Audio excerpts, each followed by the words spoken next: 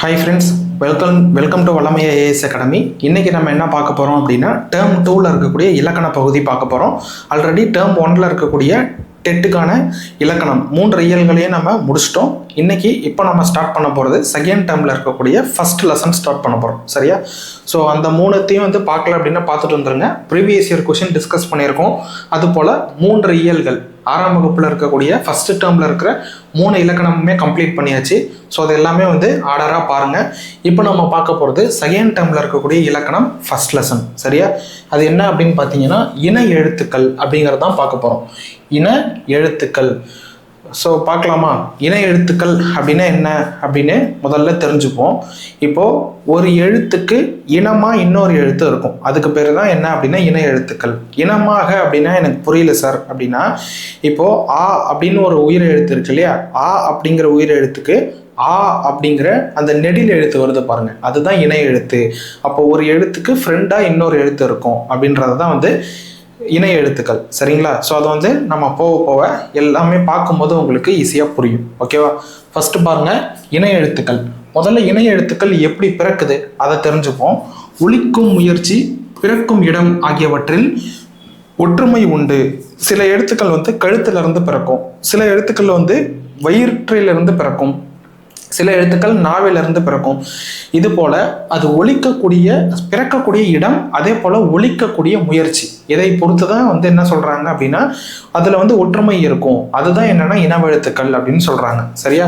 இது நோட் பண்ணிக்கோங்க. சில எழுத்துக்களும் சில எழுத்துக்களுக்கு இடையே ஒலிக்கும் முயற்சி, பிறக்கும் இடம் ஆகியவற்றில் ஒற்றுமை உண்டு. இவ்வாறு ஒற்றுமை உள்ள எழுத்துக்கள் இணை எழுத்துக்கள் எனப்படும். இதை உங்களுக்கு எக்ஸாம்ல கேட்கறதுக்கு வாய்ப்பு இருக்கு. சரியா? இணை எழுத்துக்கள், முதல் எழுத்துக்கள், சார்பு எழுத்துக்கள் அப்படின்னு ஆப்ஷன்ல வச்சிருவாங்க. ஸோ அப்போ கரெக்டாக கண்டுபிடிக்கணும். இணை எழுத்துக்கள் அப்படிங்கிறது தான் சரியான விடை. இதையும் எக்ஸாம்ல கேட்கறதுக்கு அதிக வாய்ப்புகள் இருக்கு. ஓகேவா? அடுத்தது பாருங்க, நெக்ஸ்ட் போயிடலாம். இப்போதான் நம்ம இணை எழுத்துக்கள் அப்படின்னா என்னன்னு பார்க்க போறோம்.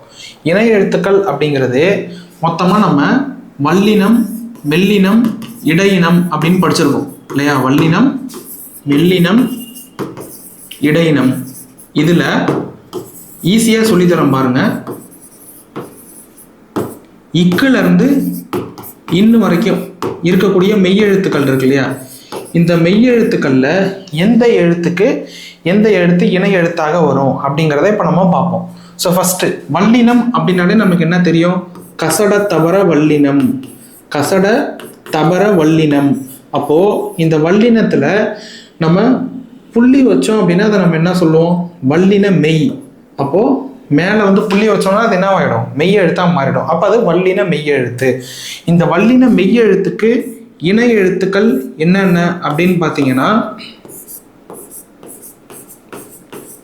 இதனுடைய மெல்லின எழுத்துக்கள். மெல்லின எழுத்துக்கள் அப்படின்னா என்னது? ஞஞன, நமன. சின்ன வயசுல படிச்சிருப்போம் ஞஞன, நமன. இதுதான் இணை எழுத்துக்கள். வல்லின மெய் எழுத்துக்கள் 6 எழுத்துக்களுக்கும் இணை எழுத்துக்கள் என்ன அப்படின்னு கேட்டீங்கன்னா மெல்லின மெய் எழுத்துக்கள். புரியுதா? வல்லின மெய் எழுத்து 6 எழுத்துக்களும் இணை எழுத்துக்கள் என்னன்னா மெல்லின மெய் எழுத்துக்கள். மேல புள்ளி வச்சோம் அப்படின்னா இது மெல்லின மெய்யா மாறிடும். புரியுதா? அதுதான் இங்க உங்களுக்கு கொடுத்துருப்பாங்க. இதோ பாருங்க, நான் சொன்ன இக்குக்கு இங்கு என்னது? இணை எழுத்து. அப்போ இக்குக்கு இனமான எழுத்து இங்கு. அதே போல இச்சுக்கு இனமான எழுத்து இஞ்சு. இட்டுக்கு இனமான எழுத்து 3 சுழி இன்னு. அடுத்தது இத்துக்கு இனமான எழுத்து இந்து. இப்புக்கு இனமான எழுத்து இம்மு. அதே போல இருக்கு இனமான எழுத்து இன்னு. சரியா? அடுத்தது பாருங்க, இந்த வல்லினம், மெல்லினம் இதுக்கு பார்த்துட்டோம். ஏன்னா இதுல இருக்கக்கூடிய 6 மெய் எழுத்துக்கள் வல்லின மெய்க்கும் இணை எழுத்து இந்த 6 மெல்லின எழுத்துக்கள் அப்படிங்கிறத பார்த்தோம். அடுத்தது கடைசியா ஒன்னே ஒன்று இருக்கு. அதுதான் என்னது? இடையின எழுத்துக்கள். இந்த இடையின எழுத்துக்களுக்கு இணை எழுத்து என்ன சார் அப்படின்னு கேட்டீங்கன்னா, இடையின எழுத்துக்களை பொறுத்த வரைக்கும் அதுக்கு 6 எழுத்துக்களுக்குமே அதுல இருக்கக்கூடிய 6 எழுத்துக்கள் என்னென்ன? எரள, வழல, எரள, வழல. இதுக்கு இனமான எழுத்துக்கள் இதுதான். இதுக்கு இணை எழுத்து ய, ர, ல, வ, ழ, ல. இது எல்லாமே ஒரே இனம் தான். சரியா? இதுக்கான இனம் அப்படின்னா இதுக்கு ஒரே இனம் தான் இணை எழுத்துக்கள். புரியுதா? ஸோ இப்போ பாருங்க, இடையினை எழுத்துக்கள் 6ம் ஒரே இனமாகும். ஸோ இது எல்லாமே வந்து ஒரே இனம் தான், புரியுதா? மேலே வந்து புள்ளி வச்சுட்டோம் அப்படின்னா இதெல்லாம் வந்து என்னது, இடையின மெய்யெழுத்துக்கள். அப்போ இடையின மெய்யெழுத்துக்கள் 6க்குமே வந்து என்னது, இணை எழுத்துக்கள் அப்படின்னு பார்த்தீங்கன்னா அந்த எழுத்துக்கள் தான் இணை எழுத்துக்கள். அதே எழுத்து இணை எழுத்தாக இருக்கும். சரியா? அவ்வளோதான். இங்கே பாருங்க, நெக்ஸ்ட் பாருங்க, எடுத்துக்காட்டு பாருங்க. திங்கள், மஞ்சள், மண்டபம், சந்தனம், அம்பு, தென்றல். இதில் இணை எழுத்துக்கள் எது அப்படின்னு எப்படி கண்டுபிடிப்போம்? இப்போதான் பார்த்தோம். வல்லின மெய்க்கான இணை எழுத்து வல்லின மெல்லின மெய் அப்படின்னு பார்த்தோம். இப்போ இங்கே பாருங்க, திங்கள். அப்போ இந்த வல்லின எழுத்துக்கு மெல்லின எழுத்து இனமாக இருக்கு பாருங்க. கா அப்படிங்கிற வல்லின எழுத்துக்கு இந்த் அப்படிங்கிற மெல்லின எழுத்து இணை எழுத்து. அதே போல இந்த சொல்லுல பாருங்க, சா இஞ்சி, இது வந்து இணை எழுத்துக்களா? அப்போ இங்கே இருக்கு. அதே போல இங்கே இன்னு இட்டு இதனுடைய இணை எழுத்துக்கள். அதே போல இந்து இத்து இதுல வந்து சந்தனம், அப்ப இங்க இருக்கு பாருங்க, இந்து தா. அது போல இம்மு இப்பு இதுல வந்து இம்மு பூ. அதே மாதிரி இங்க இருக்கிறது தென்றல் அப்படின்னா இது இன்னு ரா. ஸோ இதுதான் என்ன அப்படின்னா இணை எழுத்துக்கள். அடுத்தது இடையினை எழுத்துக்கள் 6ம் இ இரு இல்லு இவ்வு இழு இல்லு ஒரே இனமாகும். இது எல்லாமே வந்து என்னது, ஒரே இனம் அப்படின்னு சொல்றாங்க. அடுத்தது பாருங்க, இப்போ நம்ம மெய்யெழுத்துக்கள் பார்த்துட்டோம். இப்போ பார்க்க போகிறது உயிரெழுத்துக்கள். உயிரெழுத்துக்களில் ஒரு எழுத்துக்கு இனமான எழுத்து. இப்போ உயிரெழுத்துக்களை பொறுத்த வரைக்கும் குறியில் எழுத்து இருக்குது அப்படின்னா அந்த குறியில் எழுத்துக்கு இனமாக அதனுடைய நெடில் எழுத்து இருக்கும்.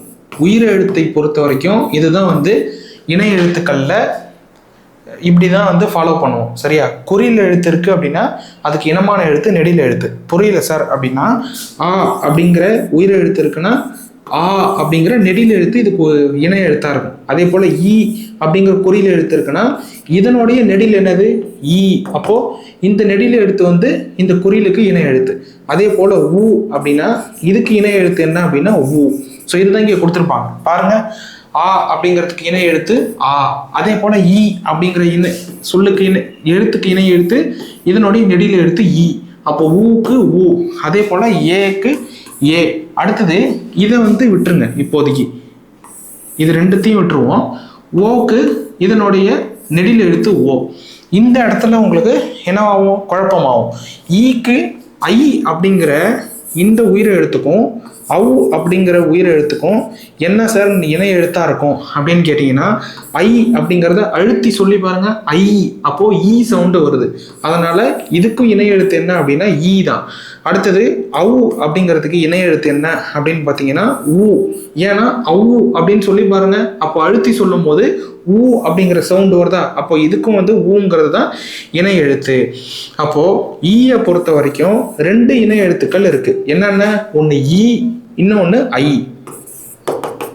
அடுத்தது ஊ அப்படிங்கிறதுக்கும் 2 இணை எழுத்துக்கள் இருக்கு. என்னென்ன, ஒன்று வந்து அதனுடைய நெடில் எழுத்து, இன்னொன்று இந்த எழுத்து. என்னென்ன எழுத்துக்கள் அது, ஒன்று ஊ, இன்னொன்று அவு.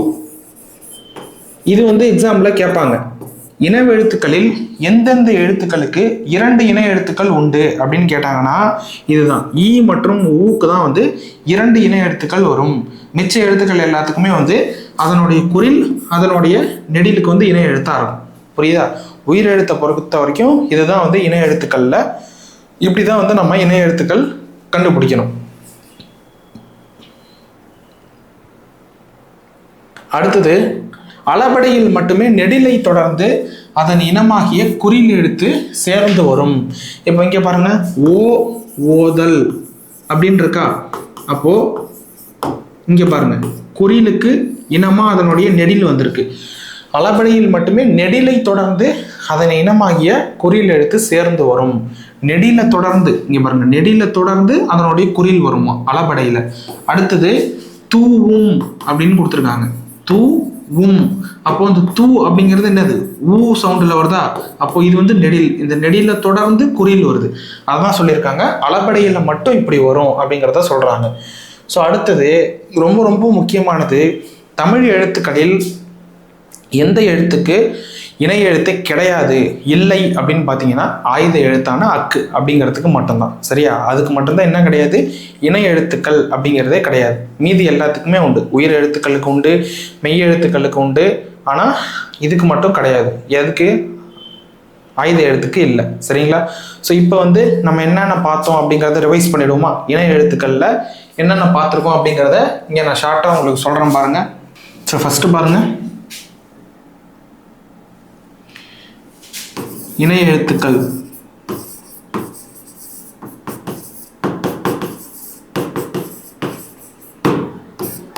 இதில் வல்லினம், மெல்லினம், இடையினம்.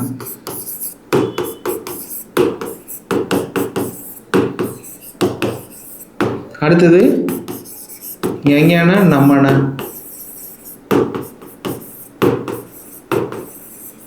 நெக்ஸ்ட் இடையினம், எரள, வழல.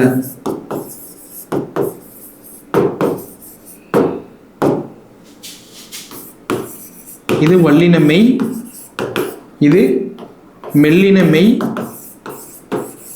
இது இடையின மெய்.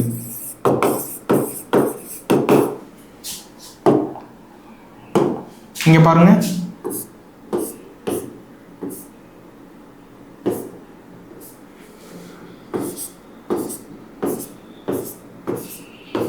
பார்த்தோமா? 6 வல்லின மெய்க்கும் இனமான எழுத்து, 6 மெல்லின மெய். அடுத்தது இடையின மெய். இடையின எழுத்துக்களுக்கு இந்த 6 எழுத்துக்களுமே வந்து ஒரே இனம் அப்படின்னு பார்த்தோமா? இடையின எழுத்துக்களுக்கு அந்த எழுத்துக்கள் தான் வந்து என்னது, இணை எழுத்துக்கள். அப்போ அந்த 6 எழுத்துக்களும் வந்து ஒரே இனத்தை சார்ந்தது. இது போல வந்து 2 இணை எழுத்துக்கள் வந்து கலந்து வராது. சரிங்களா? இதுதான் வந்து மெய் எழுத்துக்கள். இப்போ இந்த இதுல 6 எழுத்து இருக்கு, இதுல 6, இதுல 6, மொத்தம் 18 மெய் எழுத்துக்களும் வந்து வந்துருச்சு பாருங்க. அவ்வளவுதான். மெய் எழுத்துக்கள்ல வந்து இணை எழுத்துக்கள் அப்படின்னா இதெல்லாம் தான் வந்து இணை எழுத்துக்கள். அடுத்தது என்ன பார்த்தோம்? உயிர் எழுத்துக்கள் பார்த்தோம். உயிர் எழுத்துக்கள்ல என்னென்ன பார்த்துருக்கோம்? உயிர் எழுத்துக்கள்ல ஆ, குறிலுக்கு இனமான எழுத்து நெடில் ஆ. அதே போல ஈ அப்படின்னா ஈ. அடுத்தது ஊ அப்படின்னா ஊ, அதனுடைய நெடில் எழுத்து.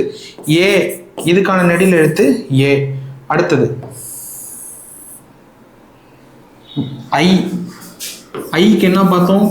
ஈ அப்படிங்கிற சவுண்டில் வர்றதுனால அதுக்கான இணை எழுத்து ஈ. அடுத்தது ஊ, ஊக்கான இணை எழுத்து ஊ. அப்புறம் என்ன பார்த்தோம்? ஓ, இதுக்கான இணை எழுத்து ஓ. சுழிக்கிறோம், அதாவது இதனுடைய குறில் எழுத்துக்கு இனமான நெடில் எழுத்து. அடுத்தது என்ன இருக்கு? அவு பேலன்ஸ் இருக்கு. இதுக்கு என்ன பார்த்தோம்? அவு எந்த சவுண்டில் வருது? ஊ. அப்போ இதுக்கான இணை எழுத்து வந்து ஓ. இங்க பாருங்க, எதுக்கெல்லாம் வந்து 2 இணை எழுத்து வருதுன்னு சொல்லியிருந்தோம்? இதுக்கு எங்கெங்க அப்படின்னு பார்த்தீங்கன்னா, ஈக்கு வந்து ஈ அப்படிங்கிற இணை எழுத்து இருக்கு. அதே போல் ஐ அப்படிங்கிற இணை எழுத்து இருக்குது. ஸோ 2 இணை எழுத்து. அதே போல் வேற என்ன? ஊ, இதுக்கு வந்து ஊ அப்படிங்கிற அதனுடைய நெடில் எழுத்தும் இணை எழுத்தாக இருக்கும். அதே போல் அவு அப்படிங்கிற எழுத்தும் வந்து இணை எழுத்தாக இருக்கும். சரியா? இதுதான் வந்து உயிர் எழுத்துக்கள்ல இணை எழுத்துக்கள். அடுத்தது வேற என்ன பார்த்தோம்? அளபடை பார்த்துருப்போம். ஸோ அளபடையை பொறுத்த வரைக்கும் தழி அப்படின்னா அதில் இந்த நெடிலை தொடர்ந்து குறில் வரும் அப்படின்னு பார்த்துருந்தோம். நெடிலை தொடர்ந்து குறில் வரும். அப்போது இந்த ழி அப்படிங்கிறது எந்த சவுண்டில் வருது? ஈல வருது. அப்போ அந்த நெடில தொடர்ந்து அளபடையில் குறில் எழுத்து வந்து இணை எழுத்தாக வரும். சரியா? இதுதான் என்ன அப்படின்னா இனவெழுத்துக்கள். இன்னைக்கு கிளாஸில் நம்ம இனவெழுத்துக்கள் அப்படிங்கிறத பார்த்து முடிச்சிருக்கோம். இப்போ நான் சொன்னதை மட்டும் அப்படியே நீங்கள் ஷார்ட்டாக எழுதிக்கிட்டீங்கன்னா கூட போதும். இதை வச்சு நீங்கள் எக்ஸாம் டைமில் ஈஸியாக ரிவைஸ் பண்ணிக்கலாம். ஸோ அவ்வளோதான் ஃப்ரெண்ட்ஸ், இனவெழுத்துக்கள் டாபிக் கம்ப்ளீட் பண்ணிட்டோம். அடுத்தது செகண்ட் டேர்மில் நெக்ஸ்ட் லெசன் என்ன இருக்குது அப்படிங்கிறத நம்ம அடுத்த கிளாஸில் பார்க்கலாம். தேங்க்யூ ஃபார் வாட்சிங். உங்கள் ஃப்ரெண்ட்ஸ் யாராவது டெட் எக்ஸாமுக்கு ப்ரிப்பேர் பண்ணிட்டு இருக்காங்க அப்படின்னா கண்டிப்பாக நம்ம வீடியோஸை ஷேர் பண்ணுங்கள். உங்களுக்கு எல்லா வீடியோஸுமே வந்து நம்ம பிளேலிஸ்ட்டில் ஆட் பண்ணிக்கிட்டே வருவோம். எல்லா சப்ஜெக்ட்டுமே வந்து நீங்கள் பார்த்து இதை வந்து யூஸ் பண்ணிக்கலாம். தேங்க்யூ.